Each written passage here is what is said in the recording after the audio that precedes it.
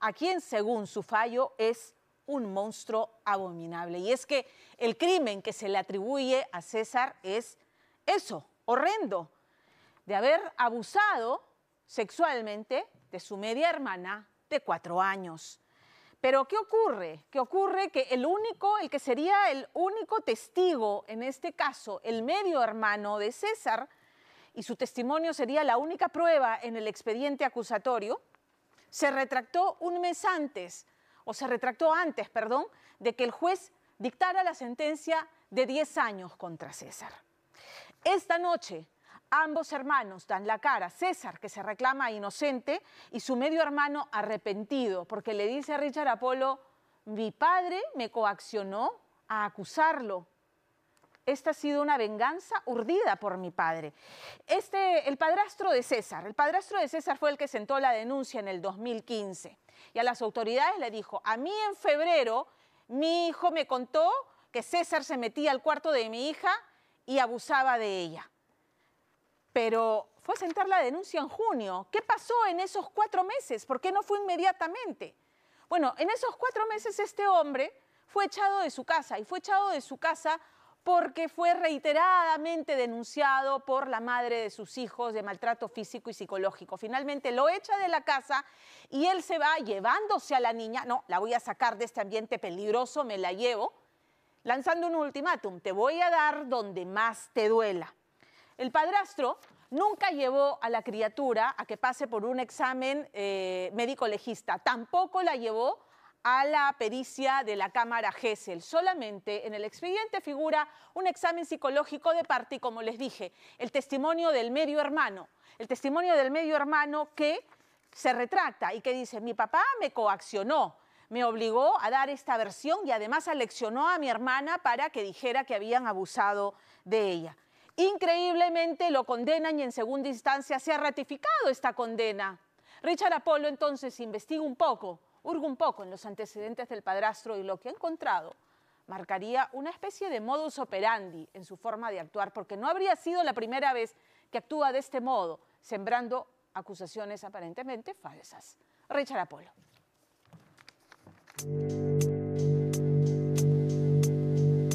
Desde hace 5 años atrás, Juan no vive en paz.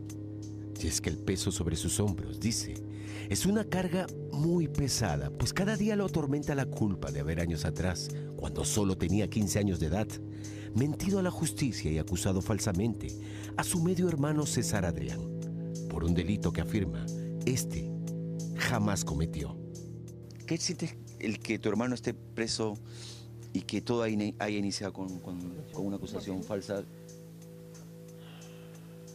Siento mucha tristeza, a veces me digo yo en las noches: mejor hubiera estado yo adentro que mi hermano ahí. Me arrepiento todas las noches. Te pido perdón, hermano mío. Y aunque en pleno proceso penal previo a la sentencia del 2018, Juan se retractó de su acusación, la justicia consideró que ya era demasiado tarde para ello, condenando a su medio hermano César por supuestamente tocamientos indebidos a una niña de entonces 4 años de edad. Un delito que desde el penal de Chincha, este sigue como la primera vez que fue acusado, persistiendo en su inocencia, afirmando también, como años atrás, que fue su padrastro Frank aquel que urdió todo un plan siniestro para falsamente acusarlo y mandarlo por venganza, dice, a la cárcel. Que sabe lo que ha hecho, porque sabe que todo esto es una mentira. Sabe que yo nunca he hecho esos tocamientos a mi hermana, porque sabe que yo con mis hermanos nunca diría eso, y menos a una mujer. Y si estuvieras tu padre aquí, ¿qué le dirías? Tú sabes, entre tú y yo, que tú fuiste que me manipulaste a mí para decir todo esto, que tú sabes perfectamente que todo es mentira y que digas la verdad, papá. ¿Qué tal? ¿Cómo está? Saluda a Richard Apolo, soy reportero del programa Día D de ATV. Me gustaría hablar con usted un ratito, por favor. ¿Sobre qué? Sobre el caso de su hijastro. Fue a finales de los 90, dice la señora Arlette, que conoció a Frank, con quien entabló luego de una amistad, una relación sentimental. Para cuando se conocieron, ambos ya tenían hijos de anteriores compromisos. Entonces Frank, en adelante, fue la figura paterna para los hijos de Arlette, entre ellos César. Con el tiempo, ambos tendrían 2 hijos en común, Juan y una niña, quienes en el 2015 tenían 15 y 4 años de edad, respectivamente. Y si bien dice Arlette, la relación con su pareja inició aparentemente bien, no pasó mucho tiempo para que ésta se volviera, afirma, un tormento, donde los maltratos físicos y psicológicos comenzaban a ser constantes. Siempre fue una relación tóxica, desde que se inició, siempre. Ajá. ¿Cómo tóxica? Peleas, luego vinieron golpes. ¿Usted lo denunció? Sí. La violencia entre la pareja iba al parecer en aumento, pero fue en el 2015, dice, que se planteó firmemente la idea de la separación.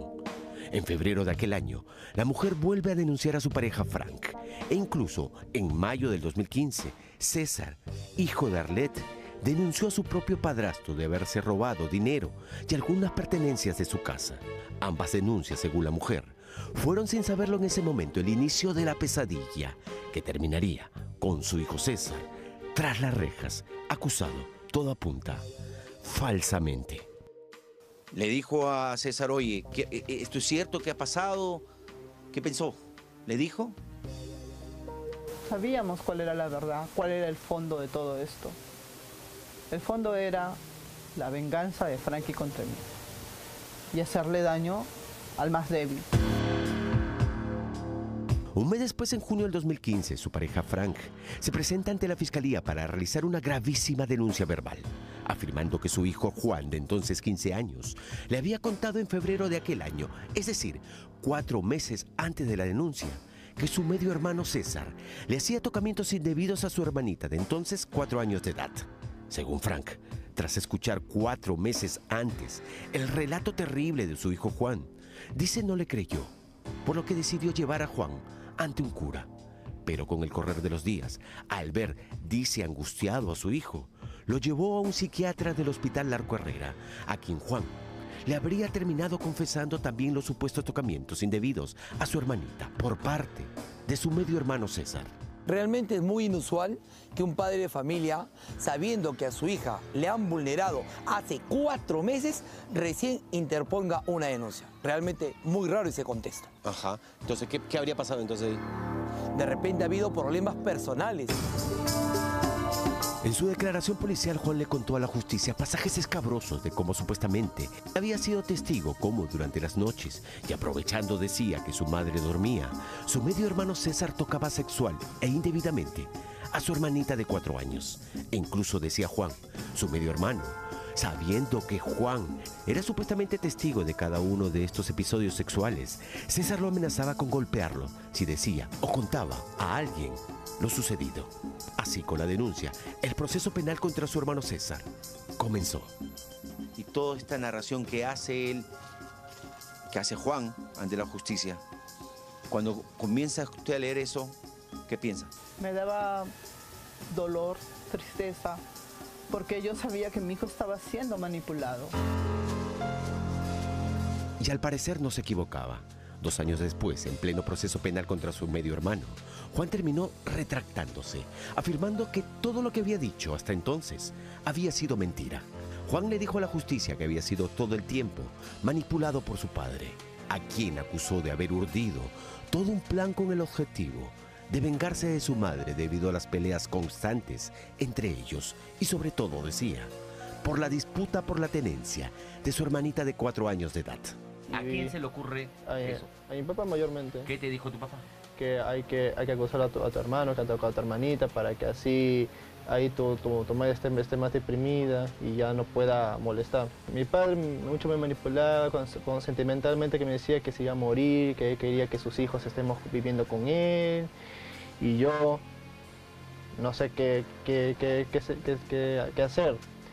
Y mi padre me comienza a decir, hay que agarrar a tu madre con el punto más débil, que es tu hermano, hay que hacer algo para que así tú y tu hermano vivan conmigo. El plan diseñado por su padre, años atrás, incluía, señala, evitar a como dé lugar que su hermanita de 4 años, tras la gravísima denuncia de supuestos tocamientos indebidos, pase por cámara Gesell y médico legista. Pues dice, si eso sucedía, los especialistas inmediatamente se hubieran dado cuenta que la denuncia era falsa. Por eso, según Juan, su padre buscó a toda costa, pese a las citaciones reiteradas de la justicia, como consta en el expediente, no llevar a su hermanita ni a cámara Gesell, ni a las citaciones para el médico legista. Fue entonces, según Juan, que su padre, tratando de darle entre comillas validez a la historia que estaban inventando, recurrió a un informe psicológico, donde supuestamente se recogía el testimonio espontáneo de su hermanita respecto a los supuestos tocamientos que había sufrido a manos de su medio hermano, César. La entrevista fue a puerta cerrada y lo extraño es que se formularon preguntas porque según la entrevista y según la sentencia dice que la menor contestó de forma espontánea, pero tú no respondes de forma espontánea si no hay preguntas, pues. Incluso indica en la sentencia que participó luego el papá de la menor, es decir, el papá también lo entrevistó el psicólogo, es lo que indica la sentencia, ¿no? Le dio alguna información, pero en el caso de la cámara Gesell participan el abogado, el fiscal, el psicólogo y el abogado incluso de la agraviada. En este caso no participaron nadie de ellos. Pero lo más grave es que la historia contada por la menor de 4 años y que se recoge en aquel informe psicológico, escuche bien, fue una historia que, dice Juan, por orden de su padre, aleccionó e instruyó repetir a su hermanita ante el psicólogo. Eso también fue mentira, ya que mi padre me decía, prácticamente me obligaba a mí para que yo le enseñe eso a mi hermana. ¿Cómo así? Que como tu hermana te hace más caso a ti, ¿ya? Tú dile que tu mamá es mala, que tu mamá le pegaba con el palo, con la escoba, con la correa, que tu hermano Adrián le tocaba y que le hacía todo eso. Tu hermanita aquí, tú le enseñaba qué decir. Exacto. O sea, te hacía caso a ti. Ajá. No entendía nada de lo que te estabas diciendo. Ella como que era como que un juego de palabras. Okay. Ella ve como un juego, no como que algo malo. Hace 2 semanas fuimos en busca del padre de Juan, y quien se comprometió en menos de 1 hora a hablar del tema en una entrevista. Sin embargo, minutos después de partir, llamó para decirnos que no nos daría entrevista alguna. Si ustedes quieren averiguar, averiguan verdaderamente en el Poder Judicial. Yo ya prefiero no tocar ese tema, ya pasó para mí hace muchos años ya. De seguro, al vernos con el expediente completo bajo el brazo, intuyó que parte de las preguntas que le formularíamos incluirían también hechos que la justicia habría decidido increíblemente no tomar en consideración, buscando saber si los supuestos tocamientos indebidos existieron o no. Documentos incluidos en el expediente, ocurridos muchos años atrás, antes del 2015. Denuncias hechas por el padre de Juan, quien en diversas oportunidades denunció policialmente a varias personas en distintos lapsos de tiempo, acusándolas, escuche bien, de tocamientos indebidos contra otra de sus hijas, una adolescente al momento de aquellas denuncias, de 17 años de edad.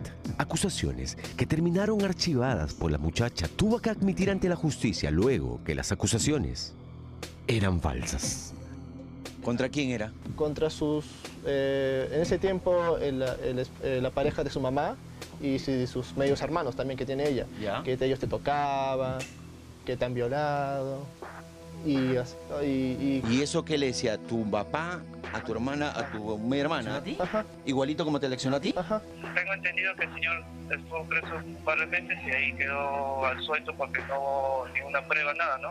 Es una costumbre de mi padrastro hacer ese tipo de denuncias. ¿Qué tan importante era eso para tomar en cuenta, doctor? Es decir, estos antecedentes del padre interponiendo denuncias con su otra hija. Para ver la calidad del denunciante, quién es el que interpone la denuncia, por qué interpuso la denuncia y cuál fue el fin de denunciar a estas personas. La sentencia que envió a prisión a César, un estudiante de enfermería y padre de una recién nacida, al momento de ser condenado a 10 años, de los cuales lleva 4, se basó en resumen en 2 cosas cuestionables, que ha dejado tras las rejas a un presunto inocente y a un medio hermano, con una culpa que lo carcome día tras día. ¿Le pediste disculpas tú a él? Sí, le pedí disculpas. ¿Qué le dijiste? Hermano, perdóname por todo lo que te he hecho. Y el hermano me dice, no te preocupes. Obviamente que tu papá es lo que tiene toda la culpa. Yo lo perdono a él, ¿por qué? Porque sé que él se dejó llevar por las malas influencias de su papá. Y yo sé que si él vino a pedirme perdón acá al penal y me pidió y yo lo perdono porque lo vi con toda su sinceridad que me estaba pidiendo perdón.